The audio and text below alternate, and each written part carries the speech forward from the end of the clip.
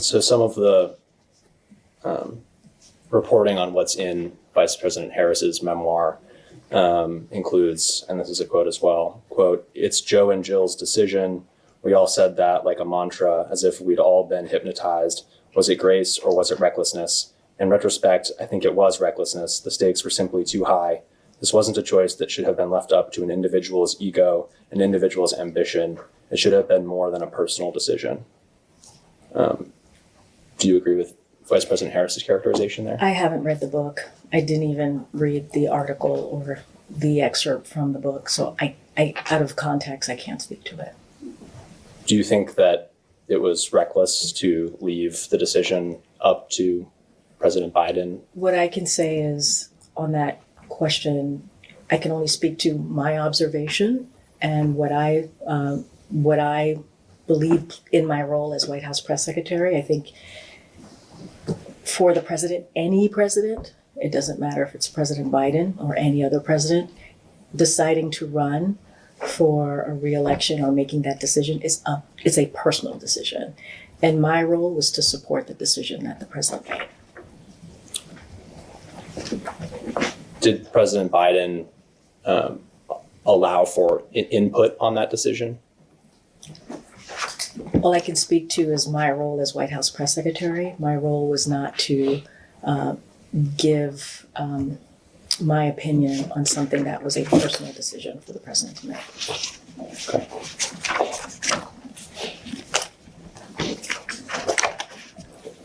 So you disagree with Vice President Harris that it was a reckless decision? What I'm saying is that I did not read her book. I did not read the excerpt. I can't speak to something that I haven't even delved into. What I can speak to is the role that I played, my observation, and I do believe any president, it doesn't matter if it's President Biden or any president, deciding to run for re-election is a personal decision. My role as White House press secretary was to move forward with whatever he decided.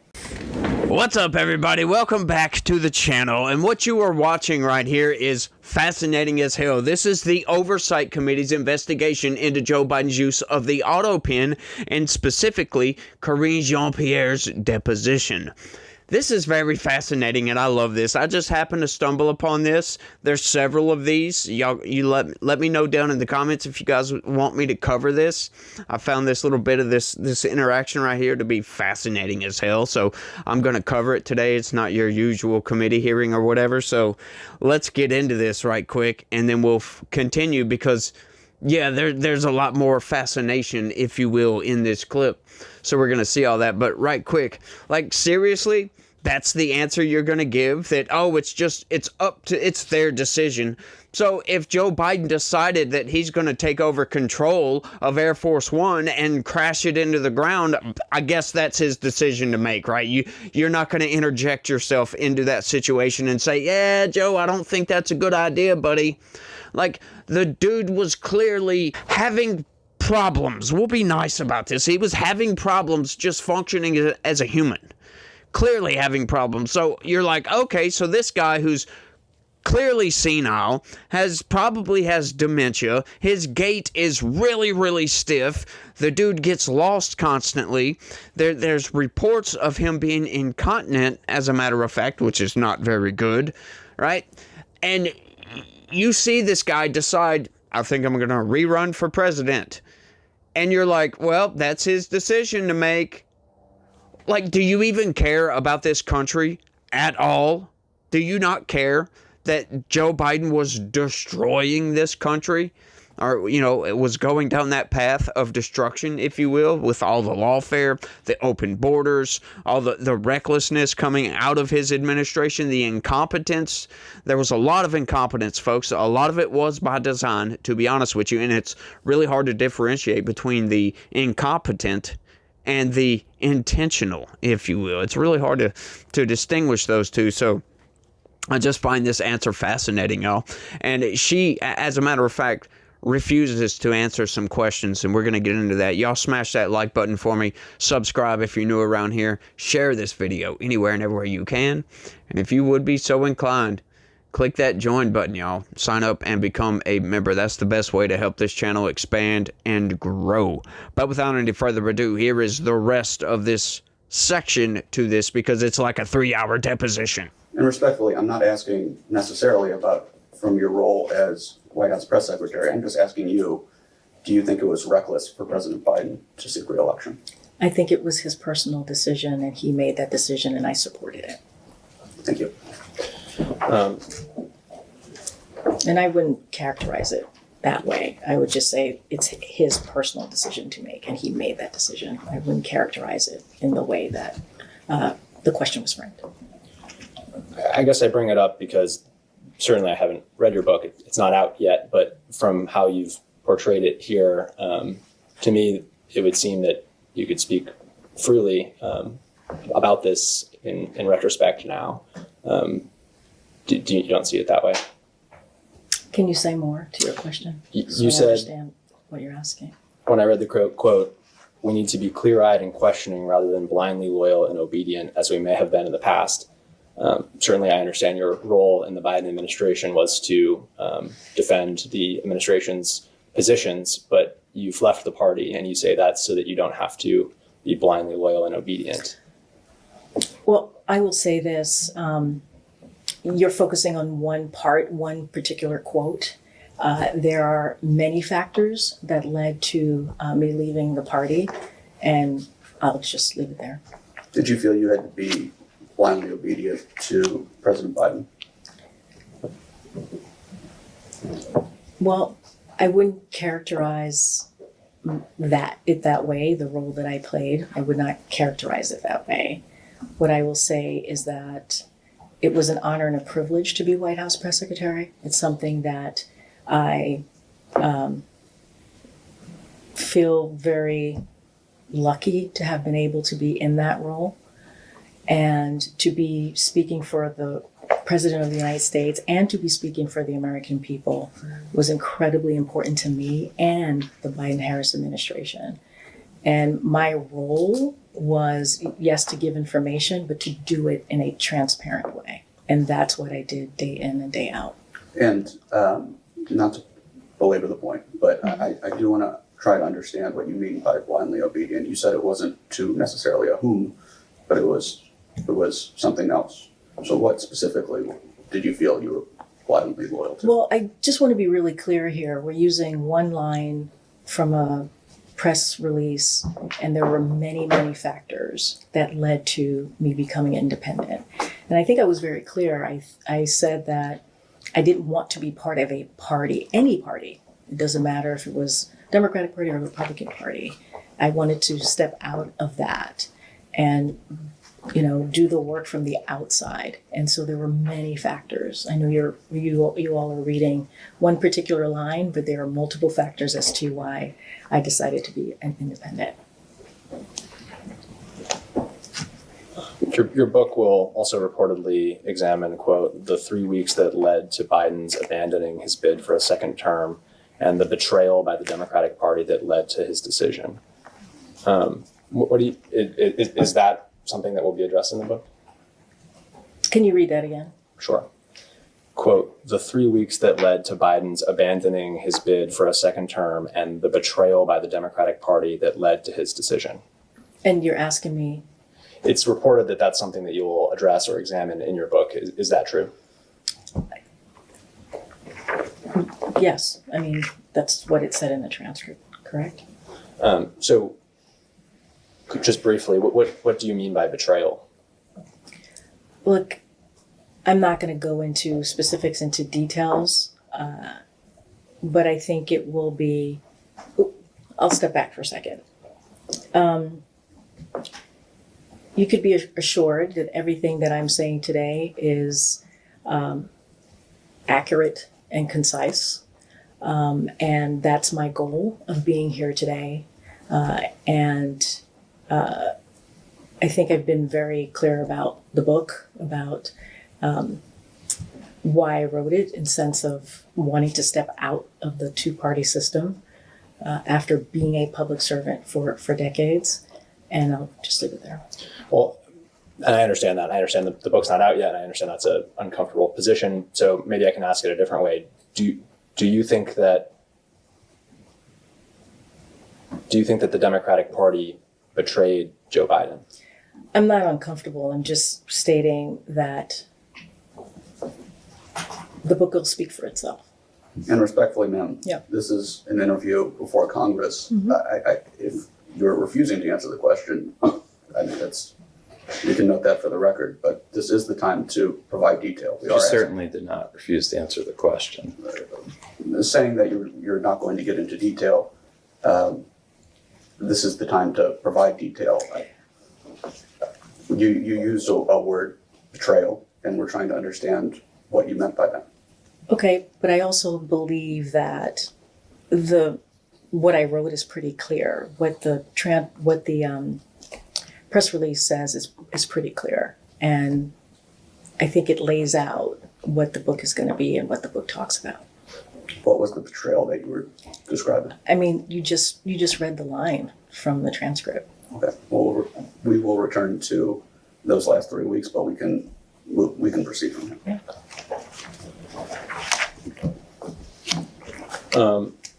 We'll take a step back and talk about sort of your general career background. I understand you've had a long career, so we can sort of move quickly through some of the earlier ones, but Okay, so I watched that clip for the next several minutes, and they just go on to discuss some random doobly-doo nonsense crap, right? Like there's nothing that has anything to do with her time in the White House. Now, hang on just a second. She said in there that she spoke for the American people. I'm sorry, no, you didn't. You lied through your freaking teeth on a constant basis just about every single day that you were up there at that podium. You lied. Like, okay, come on. Like, let's be serious here. They're asking her, let's get into the substance, right? I just wanted to kind of poke fun because, come on now. We know you lied. You did not speak for any American person except for yourself and, the President of the United States. Maybe his administration and some wackaloon Democrats. But, okay, so they're trying to ask you a question. And why? Why did you need to come out and say, when asked, what do you mean by betrayal? She comes out and says, hang on just a second. I haven't lied at all in this hearing. I swear to gosh, I'm telling you guys the truth, the whole truth, and nothing but the truth. But yeah, but you're not telling us anything. You're just like, yeah, well, you read the quote. That's what it means. What do you mean by betrayal? It's like she can't understand simple concepts, but we all know what she's doing right here. She's completely dodging the question. And this is what Democrats do. This is what she did on the podium. As a matter of fact, I watched many of those White House press briefings under Joe Biden and her, as a matter of fact. Jen Psaki did a way better job than she did. She was just utterly incompetent at that job. She just could not give a straight answer to save her life. And right here, she is clearly dodging these questions. Once again, folks, what do you mean by betrayal? Are you talking about when the Democrats actually kicked out Joe Biden? They went to him and begged Joe Biden not to run? Is that what you mean by betrayal? Because to me, that sounds like somebody that's actually worried about this country, worried about the direction that this country is going. Seeing Joe Biden acting senile, not acting like somebody who should be the leader of the free world. Acting like an old man because that's what he was, and worrying about this country's direction and saying, look, we need to go to this man and tell him stop running for president because nobody else was running. They didn't have a primary, folks. I mean, they did technically, but they really didn't have a primary. Like Joe Biden sued every single, or his campaign sued every single candidate out there, smeared every single candidate into oblivion out there, forced RFK Jr. to switch from running as a Democrat to running as an independent. oversuing him, and they continually sued him over and over and over and over again for several different reasons, right? It was several different lawsuits in all 50 or all states that RFK Jr. was actually on the ballot in. They sued to keep him off for several different reasons. There we go. There was a clear and concise way to say that. So hang on. You sued Dean Phillips, who was actually could have been a contender for that position, right? Like, they just did not have a primary at all. And then Joe Biden just has this poor debate performance, which we could all see coming from a freaking mile away. Like, I could have predicted that. That was so easy to predict. All you had to do was go watch a couple of speeches from Joe Biden himself, and you could have seen this coming way off. Like, I don't give any credit to Donald Trump for that debate, for winning that debate, technically, because, like, who are you arguing against? Like, he's one step above a straw man, and not the debate type of straw man, an actual scarecrow, right? Like the actual straw man thing. It's Halloween, y'all. Shut up. But seriously, like, what do you mean by betrayal? Is that what you mean by betrayal? I don't call that a betrayal at all. I call that an American actually worried about this nation and going to Joe Biden and telling him, look, you may not realize it because you're the one that's senile, but you, my friend, are senile. You've got Alzheimer's. You've got something that is causing your mental faculties to wane heavily, like they're gone just about. I mean, you shake hands with ghosts when you come off a stage. You get lost coming off of stages. Like, we saw him several times turn around and walk and just stop, like, in front of a wall, like, put his hand out, shaking his hand with ghosts. Like, whose hand are you shaking here, dude? Like, and then she's trying to go take this press tour because her book's coming out or whatever, and she's telling all these people that I did not see his mental decline at all. She's trying to dodge questions about this and, like, pushing back against these people. Like, come on, I really didn't see Joe Biden. Like, are you kidding me? Like, who are you lying to here, lady? Why lie about this? She left the Democratic Party, and her excuse for that is because, well, she's tired of the two-party system. Like, are you kidding me? You're tired of the two-party system? I think, honestly, a lot of people have their issues, right? They have their grievances with the two-party system, but honestly, I think the two-party system is the best way to go because it forces people into two camps, right? You go look at, like, I don't know, any of these other European countries where they have like 4 or 5 different parties, and the candidate that will win prime minister or president or whatever it may be, they only get like 20% of the vote. So you're having your country run by a minority at that point. At least with the two-party system, you can actually get a majority of the people to agree that this is the guy that we want running the country. And Joe Biden absolutely was not that dude. Kamala Harris absolutely was not that woman. Just absolutely. The Democrats just cannot govern at all. They have proven that time and time again. Look at Chicago. Democrats have ran Chicago for 100 years at this point, and it's crime-ridden, and it's just a hellscape in certain areas. Other areas are just fine, right? Like, it's not a hellscape all over the place. Look at places like Portland. You go to Portland, and some places are literally like just third world. So is LA. LA is like this, but LA, from what I understand, I've never been to LA, but from what I understand from people that have been on the ground in LA, that you have like these enclaves of third worldness just randomly all throughout Los Angeles. And you can't go but a few city blocks without running into one of these third world areas in Los Angeles. I heard it's utterly ridiculous out there. And this is just all insane.